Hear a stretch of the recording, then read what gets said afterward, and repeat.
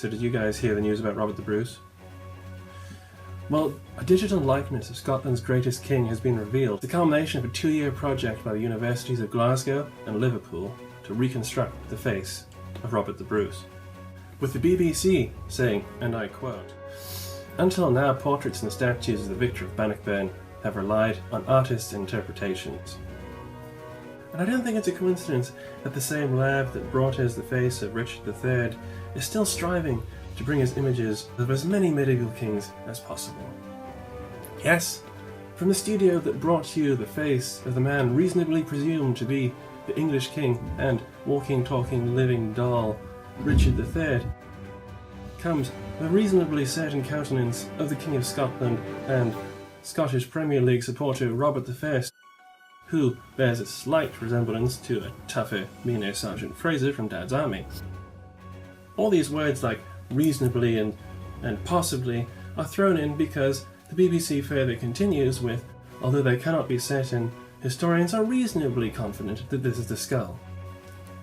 The reason for all these qualifications is because of the inherent difficulty of identifying piles of ancient bones. The body, presumed to be Robert the Bruce, was discovered by accident when workers in Dunfermline Abbey came across the tomb in 1818. The next year, they decided that it couldn't be anybody else other than Bruce. They'd taken a cast of it and reburied him. This cast was later used in the 1960s by the sculptor Charles Orville Pilkington for the Bannockburn statue, and further used to reconstruct his face, which for a very long time was in the National Trust Bannockburn Museum.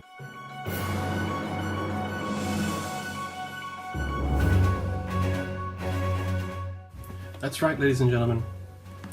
Almost 4 years after the bones of Richard III were confirmed within reasonable doubt to be his bones, and after 2 years of hard scientific labour, the teams at Glasgow and Liverpool universities have brought us face to face with the great King of Scotland. And although they couldn't figure out the colour of his eyes or the colour of his hair, because of course they were basing everything they had on a plaster cast taken of a skull, they were able to tell us that he probably had leprosy, which we already knew.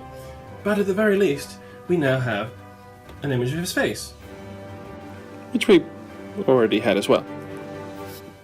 so I guess we'll just carry on then.